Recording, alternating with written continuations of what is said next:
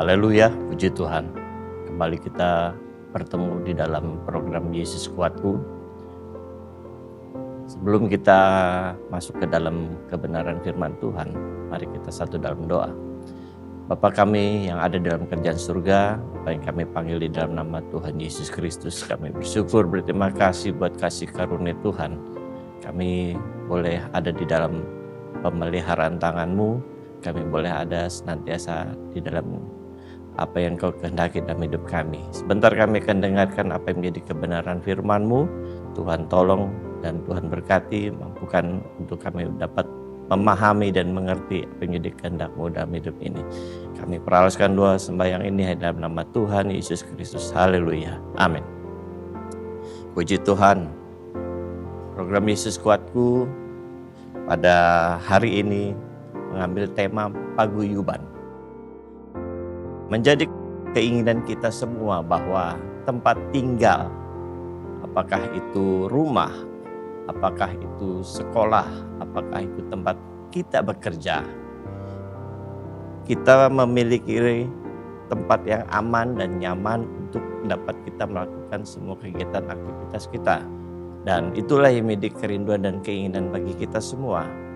Dan negara Finlandia menjadi satu negara yang memiliki predikat kota terbahagia di dunia.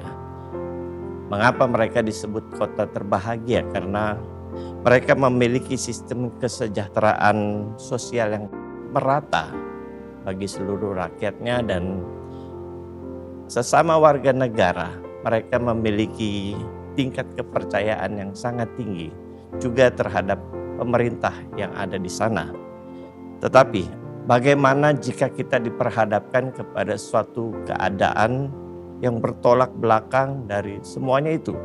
Dalam Yeremia 29 ayat ke-7 yang menjadi ayat pokok kita pada hari ini, Yeremia 29 ayat yang ke-7, usahakanlah kesejahteraan kota kemana kamu aku buang, dan berdoalah untuk kota itu kepada Tuhan, sebab kesejahteraannya adalah kesejahteraanmu. Pesan Tuhan melalui surat Nabi Yeremia yang pada saat itu ada di Yerusalem kepada bangsa Yahudi yang pada saat itu sedang ada di dalam pembuangan di Babel selama 70 tahun di bawah pemerintahan Raja Nebukadnezar. Kehidupan yang jauh dari kata bahagia, dari kata sejahtera. Mereka hidup dalam tekanan dan tidak ada kebebasan dalam melakukan apapun. Dan terlebih lagi pada saat itu di Babel banyak nabi-nabi palsu yang mengabarkan berita-berita yang menggiurkan, tetapi semuanya hanya palsu adanya. Dalam keadaan seperti itu, Allah justru berpesan kepada bangsa Yehuda melalui surat dari Nabi Yeremia tadi, tetaplah berdoa. Bahkan Allah katakan usahakanlah kesejahteraan bagi tempat, bagi kota di mana kamu tinggal. Bukan orang lain yang harus berdoa, bukan orang lain yang harus mengusahakannya. Kita sendiri, mereka sendiri. Dan tidak harus menunggu waktu, menunggu keadaan sampai baik-baik dulu baru kita berdoa dan mengusahakan kesejahteraan. Tetapi dalam keadaan yang tidak menyenangkan pun, Tuhan mau tetap kita hidup berdampak dan menjadi berkat dimanapun kita berada. Dan bagaimana caranya kita boleh menjadi berkat, boleh menjadi dampak di tengah-tengah keadaan yang tidak menyenangkan. Dalam Yeremia 29 kita mundur ke belakang di ayat yang keempat sampai dengan yang ke-6. Beginilah firman Tuhan semesta alam Allah Israel kepada semua orang buangan yang diangkut ke dalam pembuangan dari Yerusalem ke Babel. Dirikanlah rumah untuk kamu diami, buatlah kebun untuk kamu nikmati hasilnya. Ayat 6, intinya berkembang biaklah ayat 6. Ambillah istri dan peranakan anak laki-laki dan perempuan. Dan ayat 7 yang menjadi ayat pokok kita pada hari ini adalah usahakanlah kesejahteraan kota kemana kamu aku buang, dan berdoalah untuk kota itu kepada Tuhan, sebab kesejahteraannya adalah kesejahteraanmu.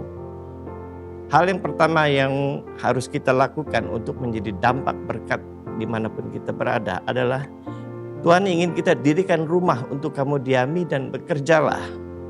Kita tidak usah berbicara dalam skala yang besar. Kita mulai dulu dari suatu lingkungan yang amat kecil. Keluarga. Dirikanlah rumah untuk kamu diami.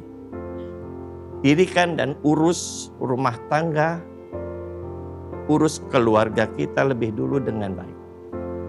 1 Timotius 3 ayat yang kelima berkata, jikalau seorang tidak tahu mengepalai keluarganya sendiri, bagaimanakah ia dapat mengurus jemaat Allah? Suatu hal yang menjadi pedoman bagi kita bahwa semua dimulai dari hal-hal yang kecil dulu, semua dimulai dari kita dulu. Apakah di dalam suatu keluarga, dalam suatu rumah tangga, seorang bapak, seorang suami sudah menjadi dampak yang baik bagi istri dan anak-anak? Begitu sebaliknya, istri sudah menjadi dampak yang baikkah untuk suami dan anak-anak? Begitu juga dengan anak-anak, apakah dalam suatu rumah itu sudah tercipta suatu keadaan yang baik? Hidup berdampak itu sekali lagi dimulai dari rumah.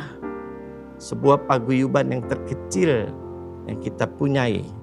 Mazmur 128 ayat pertama sampai dengan ke-6 di sana mencatat berkat bagi sebuah rumah tangga.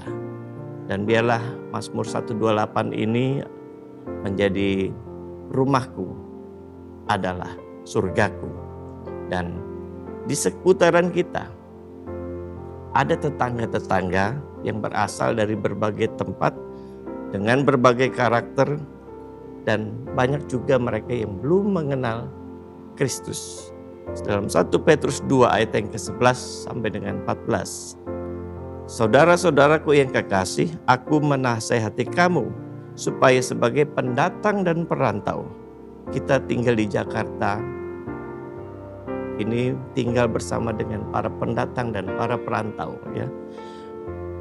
Kamu menjauhkan diri dari keinginan-keinginan daging yang berjuang melawan jiwa. Ayat 12. Milikilah cara hidup yang baik di tengah-tengah bangsa-bangsa bukan Yahudi, supaya apabila mereka memfitnah kamu sebagai orang durjana, mereka dapat melihatnya dari perbuatan-perbuatanmu yang baik dan memuliakan Allah pada hari Ia melawat mereka. Tunduklah karena Allah kepada semua lembaga manusia, baik kepada raja sebagai pemegang kekuasaan yang tertinggi, maupun kepada wali-wali yang diutusnya untuk menghukum orang-orang yang berbuat jahat dan menghormati orang-orang yang berbuat baik. Memiliki cara hidup yang baik dan berdampak positif di tengah-tengah mereka yang belum mengenal Tuhan. Ketika di dalam keluarga, di dalam rumah tangga kita ada kesejahteraan, ada ketentraman, mereka bukan saja melihat, tetapi mereka juga dapat merasakan dampak positif itu bagi kehidupan mereka. Tunduklah karena Allah dan dukunglah pemerintahan kita ini. Taati segala peraturan-peraturan yang ada. Membayar pajak, membayar iuran. Itulah usaha kita untuk mensejahterakan kota di mana kita berada. Dan yang terakhir, Allah memerintahkan kepada kita di tengah-tengah keadaan yang tidak baik sekalipun, tetaplah berdoa untuk kota di mana kita berada. Karena Tuhan tidak pernah salah menempatkan kita dimanapun kita ada sekarang. Sekalipun mungkin bagi kita merasa terbuang, tetapi Tuhan punya rencana, Tuhan punya rancangan yang terbaik. Sewaktu menempatkan kita dimanapun aku buang, kata Tuhan. Tuhan tidak membuang kita, Tuhan tidak membiarkan kita. Tuhan pasti akan menjaga, memelihara, dan menolong kita di tengah-tengah keadaan yang tidak menyenangkan. Puji Tuhan. Mari kita satu dalam doa. Bapa yang baik, kami bersyukur, berterima kasih buat renungan pada hari ini, apa yang sudah kami terima.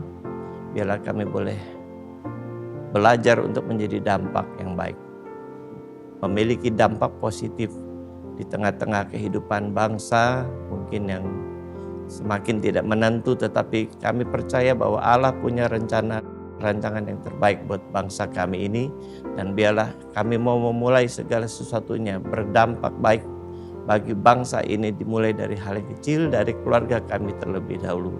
Ajar kami, mampukan kami untuk kami dapat memahami dan mengerti apa yang menjadi kehendak Tuhan dalam hidup kami ini. Kami peralaskan doa sembahyang kami ini hanya di dalam nama Tuhan Yesus Kristus. Haleluya. Amin. Bersama Yesus, aku kuat.